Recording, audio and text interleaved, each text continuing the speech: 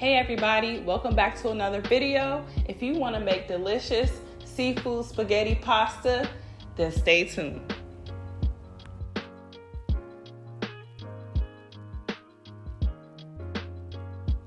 Hop in your car, run to the store, and go grocery shopping with me. So make sure you grab that cart and get the ingredients that are listed on the screen. You can take a nice little screenshot to remember the list, or you can go into the description box and the ingredients are always listed in there. So go ahead and get these ingredients. You can also add additional seafood if you would like. I just did shrimp and crab meat. You need 1 small can of tomato paste, some marinara sauce, some Old Bay seasoning. You want to get some spaghetti noodles. I got protein because I want to get some extra protein in. You want to get some cooking wine. Also, you want to get some seafood culinary stock. It does have wine in it, cooking wine in it also. So you want to make sure you figure out how much of the regular cooking wine you want to add. You want to also add some garlic powder, some crushed red peppers, some kosher salt, or you can use regular salt, and some black pepper. You want to get 1 lemon and some cilantro or parsley. I think cilantro has an extra kick. And you want to get some green onions, aka scallions. You need some butter, some garlic, a yellow onion, and you want to grab some shrimp that is not cooked, that is peeled and deveined, and some lump crab meat, not the invitation. So those are the ingredients that you need. And then you just want to go ahead and take the tail off all your shrimp.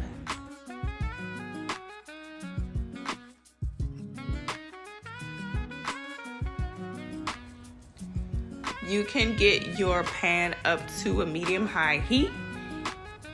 And then you want to add some olive oil. And you can add a half a stick of butter. You want to let that melt down. And then in the meantime, you want to cut up your onions. You also need to go ahead and cut up your garlic. You want to add that a little bit after you start to saute your onions on medium-high heat. Your kitchen is going to smell really good. As always, when you're doing a recipe from me, you just want to saute that down. Your family will start to run in the kitchen, like I always say. Then after you get those onions to be a little bit transparent, you want to go ahead and add your shrimp. You're going to cook your shrimp on both sides. So it should take about, depending on your heat, about 2 to 4 or 2 to 5 minutes per side. At this time, you can start seasoning your shrimp. I'm getting that garlic powder, about 1 to 2 teaspoons, depends on how much garlic you like. Some pepper, about 1 teaspoon of pepper. Some Old Bay, 1 teaspoon of Old Bay. Your kosher salt, a half a teaspoon of kosher salt.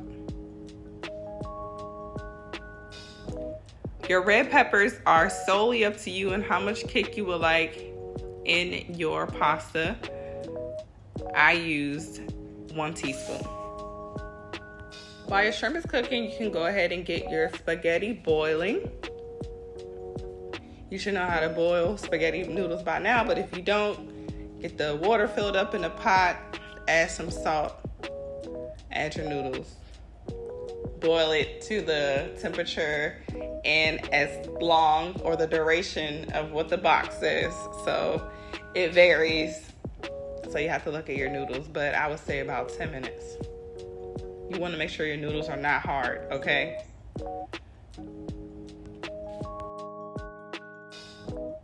So I just want to take the time out to thank all my subscribers and all my followers on my social media platforms for sticking with me.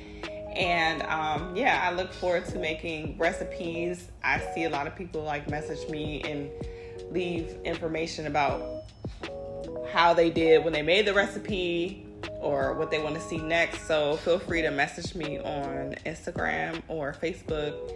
If you enjoyed this video, please share it with your friends and family, and make sure you hit that like button and you subscribe. And yeah, I'm gonna keep the videos rolling. So this is what I love to do. So at this time, we're gonna add the crab meat. This is lump crab meat, but I chopped mine down so it's shredded into each bite. If you want your crab meat to be more visible in your dish, you don't have to chop it and blend it in as much as I did. You could just kind of just move it around gently and let it cook through, but I did chop mine up. Please make sure you have some lemon juice on hand. I recommend a fresh lemon, but if you only have lemon juice, that will do. But please go grab you a real lemon, and you want to go ahead and juice that over your dish because it just adds a flavor that's unexplainable and it's definitely needed. So juice 1 lemon and put it in your dish. You can add some of your seafood culinary stock. Make sure you shake it well before you add it.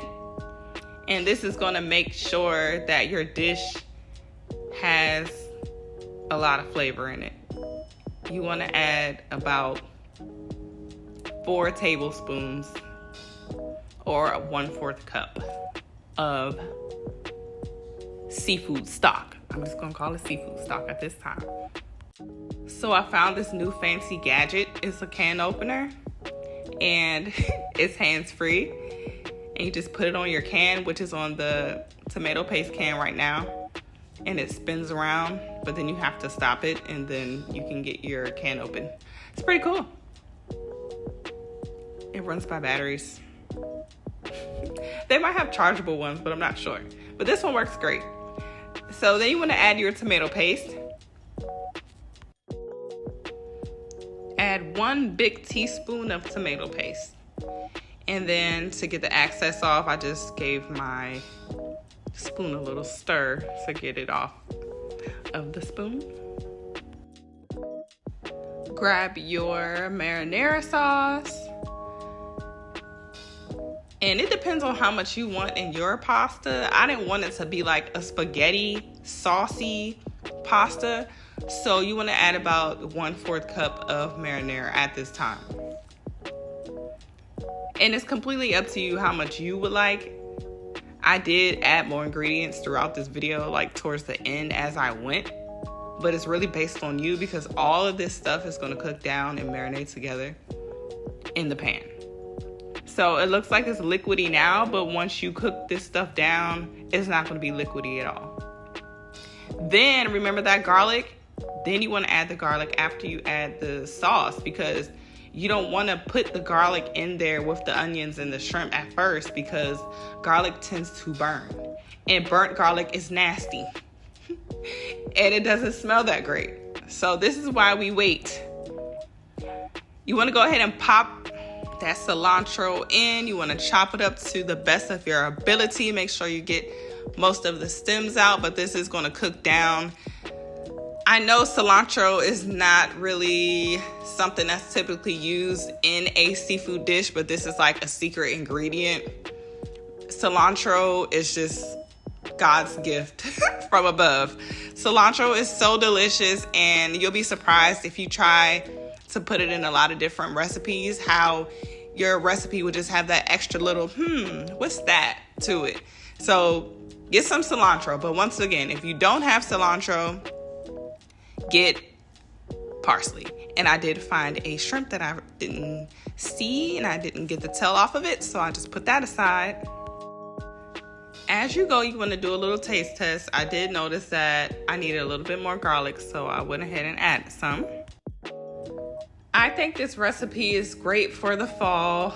I think it's nice when you're having like a nice fall dinner in front of a nice fireplace, as you can see, and you have a nice pasta dish going. And the good thing about this pasta dish that I love the most is that you can make it dairy-free. There's a lot of people that don't eat dairy, which is one myself. So cheese is optional. I mean, it's optional. You can put cheese on your own plate, but this could be dairy-free if you would like it to. We don't have to add milk and cream and all this extra stuff that people add to their dishes, which I think is wonderful. Then you want to add some parsley. So if you already added chopped parsley, you don't have to do this step. But if you did not add parsley, or if you still want to add extra little parsley flakes for extra color, you can. And you can add it to your liking. I would say about 1 tablespoon of parsley flakes. And as you can see, it's cooking down. We're still on medium-high heat. And it doesn't look liquidy anymore because we added that marinara and we added that tomato paste. So, as you taste and taste, you might want to add a teaspoon of sugar. Just because of the garlic and the lemon can get a little tart and sour. So a teaspoon or 2 wouldn't hurt this dish. I know people might be against this, but just try it, you'll see. Then you want to add that cooking wine into the dish. Cooking wine definitely gives pastas a great flavor. You want to add just a splash. I would say just a splash is about 2 tablespoons. You want to give the pasta a quick little stir, move it around a little bit. You can lower your temperature the closer you get to the end. I don't have it on high heat because you do not want to overcook your shrimp. Those chopped up green onions you had, add them to the dish at this time. I bought one bunch of green onions, so use that. So you can see the sauce cooked down a bit, and I wanted to add some more liquid to it, so I did add some more of that seafood stock to it. You can add it to your liking, but I would recommend to add like 1/4 cup at a time. I did use my spoon, my big black spoon that I have right there. I used that to like measure it as I went, because now it's time to add in the pasta. And you want to drain your noodles, and then you want to get some tongs, and you want to put the spaghetti pasta a little in the pot at a time. So you want to mix that all in and make sure the pasta gets coated very well. I did it like this because I didn't want to just I could have dumped this into the spaghetti pot once I drained the water out of it. So all of this, the sauce that I made could have been in the spaghetti pot, but I didn't do it that way because guess what? I didn't end up using all of the noodles that I had, because it's the worst thing when you have a dish and like something overtakes the other. Like I wanted it to be even. Or when you add the sauce to the noodles and then you don't have enough sauce, so then your noodles are dry and then your dish is ruined because there's only a certain amount of stock you can add, okay? And like I said, I didn't want this dish to be like a spaghetti saucy kind of thing. The pasta was just to be like a nice light dinner, you know? So you want to twist that in like I'm doing, like so.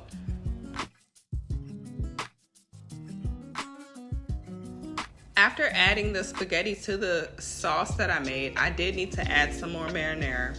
Added about 2 more tablespoons of marinara at this time. So then you just want to get your tongs and kind of fold it into each other.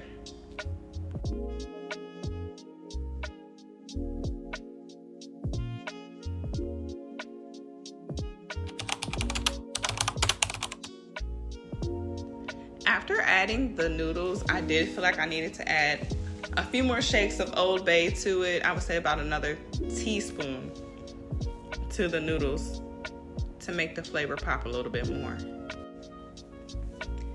You want to add another teaspoon of tomato paste, because once you add these noodles, you kind of have to repeat some more steps. So as always, like I said before, I'm going to have everything listed in the description box below.